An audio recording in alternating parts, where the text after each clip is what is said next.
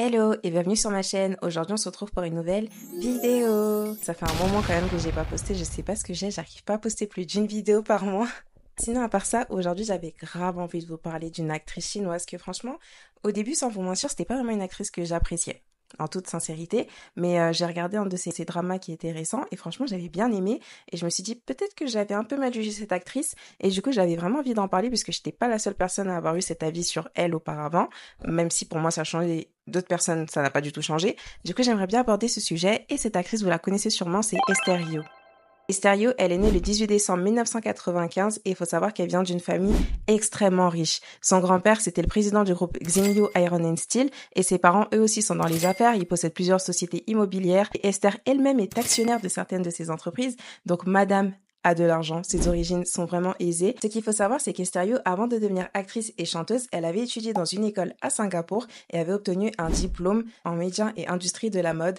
Et ça explique en fait le style incroyable qu'elle a. C'est vraiment une fashionista Esterio et elle est reconnue pour ça. Ce qui va vraiment introduire Esther dans le public, dans le monde des médias, c'est sa participation en 2016 dans le programme Remise des diplômes, ou plutôt Graduation, dans lequel des étudiants d'art qui ont obtenu leur diplôme se retrouvent et on voit leur quotidien, ils participent à des activités, etc. C'est plutôt mignon, je trouve. J'ai regardé un épisode pour voir. La même année, en 2016, elle va jouer dans le drama Border Town Prodigal et ce sera vraiment son premier rôle dans un drama en tant que personnage secondaire. Petit à petit, à force de participer dans des dramas en tant que personnage secondaire, puis par la suite en tant que personnage principal, elle va collectionner des fans à gauche et à droite jusqu'à obtenir une énorme fanbase. Et c'est vraiment à partir du drama, je dirais, Love Between Fairy and Devil, qu'on va vraiment l'avoir en valeur, les gens vont vraiment devenir fans d'elle, que sa fanbase, elle va vraiment exploser. Par exemple, moi, c'était pas le premier drama dans lequel je l'ai vu, j'en parlerai plus tard, mais je sais que de nombreuses personnes, quand ils veulent présenter Esterio, c'est ce drama-là qu'ils proposent en premier. D'ailleurs, ce qui avait aussi joué pour que ce drama la rende vraiment populaire, c'est qu'elle jouait aux côtés de Dylan Wang, qui était un acteur chinois déjà très apprécié, et en plus de ça, les deux avaient une alchimie plutôt incroyable à l'écran, du coup, les gens ont directement accroché avec elle. Mais je dois en reparler plus tard de cette partie. Pour revenir un peu avant le drama Love Between Fairy and Devil, qui est sorti en 2022, si on revient en 2020 à un moment vraiment qui a été clé dans la carrière d'Esther, c'était vraiment en fait sa participation dans le survival show You Twitch You Too, dans lequel Lisa de Blackpink avait participé. Et il faut savoir que Esther Rio, c'était une grande fan de Blackpink. Elle aime énormément le groupe et elle aimait particulièrement Lisa.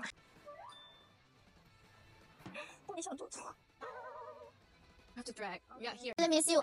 Give your number. 真的假的 ？Really? 13128，等会儿28，等会儿，私下告诉你。So cute. 哎呀，我太激动了。丽莎老师有微信吗？我来了来了。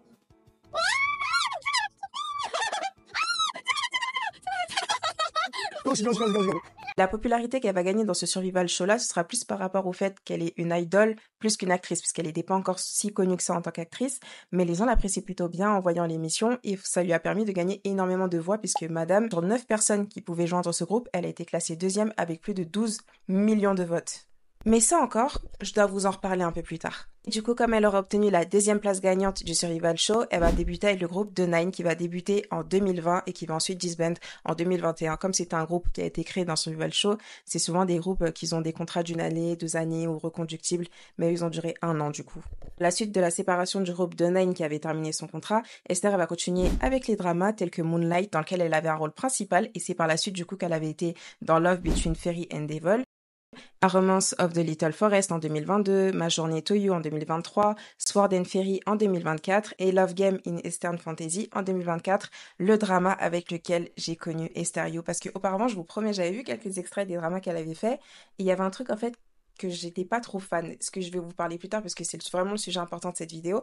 Mais quand j'avais regardé le drama Love Game in Eastern Fantasy, je me suis dit mais en fait je l'aime bien cette actrice. Franchement, j'avais vraiment aimé le drama, j'avais aimé la vibe, le fait que c'était sérieux mais en même temps pas si sérieux que ça. Franchement, c'était une pépite et je trouve que il y avait peut-être pas meilleure actrice pour jouer ce rôle-là et c'est vraiment là que j'ai appris à l'apprécier et du coup que j'ai fouillé dans son passé, que je suis tombée sur les choses dont je vais vous parler parce que elle a un peu souffert quand même. Maintenant que je vous ai fait un résumé de sa carrière, je pense qu'on peut aborder le réel problème parce que Esther a réellement souffert. Parce qu'il faut savoir qu'elle avait commencé sa carrière en tant qu'actrice ainsi qu'idole en 2015 quand elle avait 20 ans et que maintenant qu'on est en 2025, elle va bientôt avoir 30 ans et les gens sont vraiment à l'aise. très à l'aise. Il y a une particularité avec Esterio, c'est que c'est une femme qui a une voix qui part plutôt dans les aigus. Quand tu vas l'entendre parler, elle a une voix assez mignonne, assez douce. Je vous ferai écouter sa voix pour que vous voyez. Me too. My name is 虞书欣，然后我的英文名字叫 Esther。见到我是不是很高兴？我是射手座，然后呢，希望能和雪雪成为特别好的朋友。你知道吗？我说如果是小明哥你就这样，如果是现在就是一定能猜到题目了，估计就是有些什么黄晓明之类的。如果有小明哥你怎么演？肯定是你的。Voilà ce que ça donne.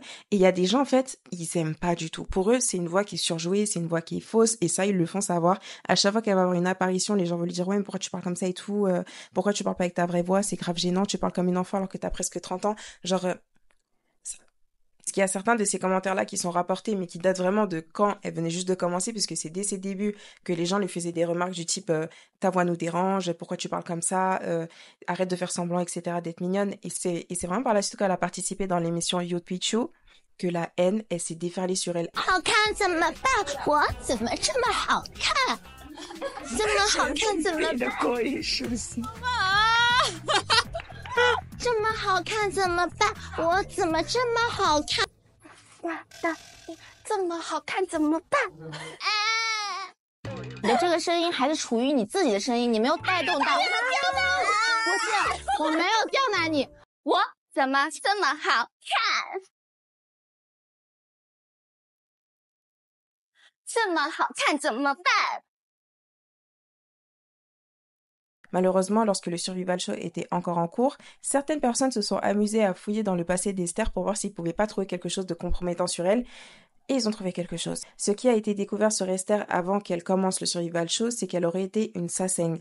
La définition de ce mot, en fait, ce sont les fans obsessionnels et c'est un terme qui est coréen. Elle aurait été une saseng de Lee Min-ho, qui est un acteur coréen très connu, vraiment très populaire. Elle aurait révélé l'adresse d'un hôtel dans lequel il se trouvait à un certain moment et les gens ont balancé ça sur les réseaux sociaux et ça fait un énorme bruit. Il y aurait même un autre saseng qui était fan de l'acteur Kim So-yoon en 2015 qui aurait balancé le fait qu'il se serait embrouillé avec Esther parce que elle aussi c'était le genre de personne à suivre Kim So-yoon lorsqu'il avait des apparitions, elle essayait de se coller à lui, de se rapprocher de lui, et du coup elle se faisait escorter dehors par la sécurité, et qu'un jour elle avait tout fait pour avoir ces informations, et qu'il avait été obligé de déplacer en fait ses déplacements de sorte à pas tomber sur elle, et du coup ça avait dérangé un autre fan Saseng, parce que celui-là du coup il a pas pu le voir ce jour-là parce qu'il s'est déplacé à cause d'elle, et il se sent embrouillé pour ça.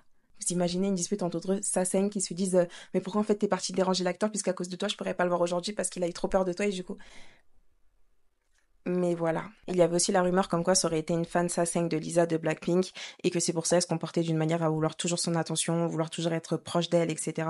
Et qu'elle avait autant de scènes avec Lisa. Mais comme je vous ai dit, ce sont des rumeurs. Les gens vraiment se ont voulu s'en prendre à elle.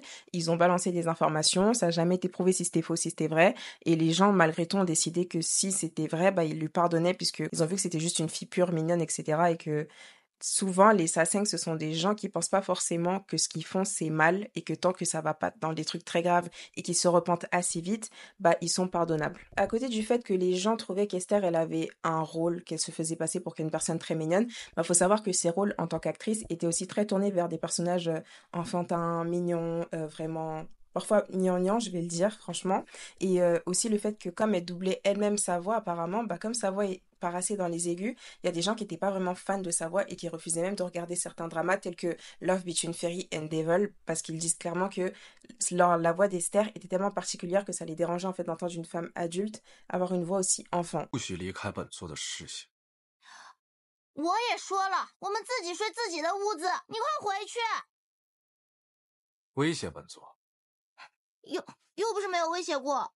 Et du coup, les gens se plaignaient du fait qu'elle avait très souvent des rôles comme ça, des rôles où elle avait des voix très douces, très mignonnes, où elle avait des comportements vraiment gamines. Ils disaient que franchement, c'était peut-être un peu trop vu la réputation déjà qu'elle a et que ce serait bien si elle pouvait se tourner vers d'autres rôles, ce qu'elle a pu faire quelquefois, je crois. Et quand ça arrivait, le fait qu'elle jouait des rôles un peu plus matures, un peu plus méchantes, etc., les gens, ils étaient littéralement fans. C'est limite, leur rêve, c'est de l'avoir vraiment dans un rôle de méchante pour prouver qu'elle est vraiment capable de jouer un autre rôle que celle de la fille mignonne. 这杯是药。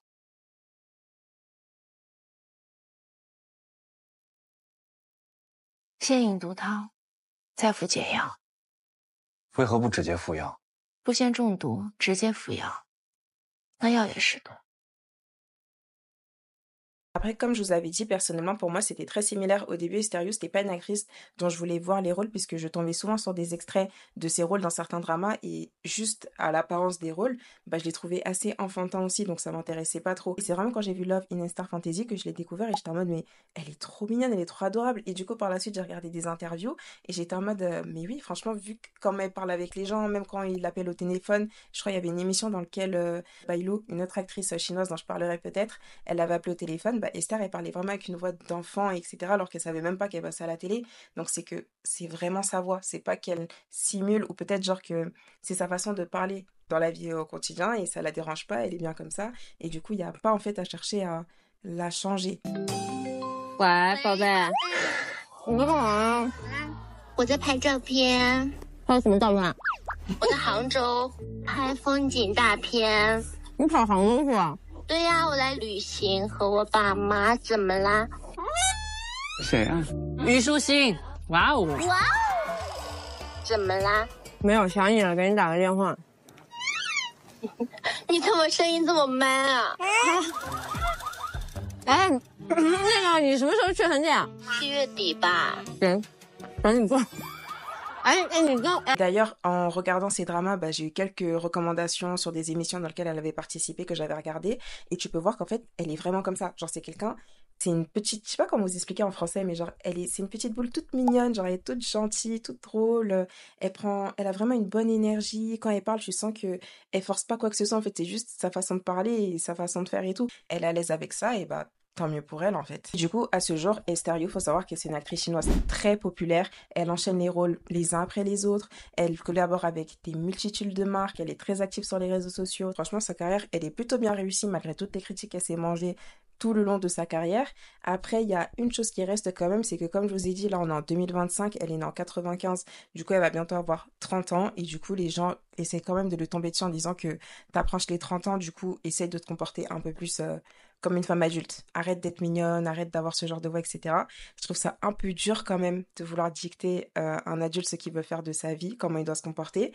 Et j'espère que comme elle le fait d'habitude, ça va pas l'impacter, qu'elle va rester elle-même, puisque franchement, après avoir découvert cette actrice, personnellement, je l'aime plutôt bien et je suis fan de son style vestimentaire. Je sais pas si vous avez vu le TikTok que j'avais posté, mais j'avais dit que je comprends pas pourquoi il y a des célébrités qui ont les moyens financiers, qui ont des contacts, mais qui portent des tenues vraiment catastrophiques. Et franchement, ça arrive plus aux célébrités américaines que les autres. Mais Esther, elle, chaque photo qu'elle va te faire, elle va te servir une tenue, tu vas dire waouh, celle-là j'y avais pas pensé. Et tu vois en fait, elle a vraiment rentabilisé ses études en médias, en mode, en industrie, etc. Puisque ses tenues, c'est des 20 sur 20. Et en plus, il faut savoir qu'Esther, c'est une femme, elle est grande. Quand tu vas la voir, du coup, dans des dramas, tu vas l'entendre parler, tu vas penser que c'est une fille, elle est plutôt petite de taille. Genre, je sais pas, c'est bizarre, mais on pense souvent comme ça. Mais en fait, elle fait 1m70, ce qui est considéré comme grand pour une femme chinoise. Franchement, je l'aime plutôt bien. Donc voilà, on arrive à la fin de cette vidéo. Dites-moi ce que vous pensez-vous de cette actrice. Est-ce que vous aussi, vous aviez eu du mal au début ou est-ce que vous avez accroché tout de suite ou est-ce que vous accrochez toujours pas avec cette actrice-là? Et on se dit à la prochaine pour une prochaine vidéo. Bye bye!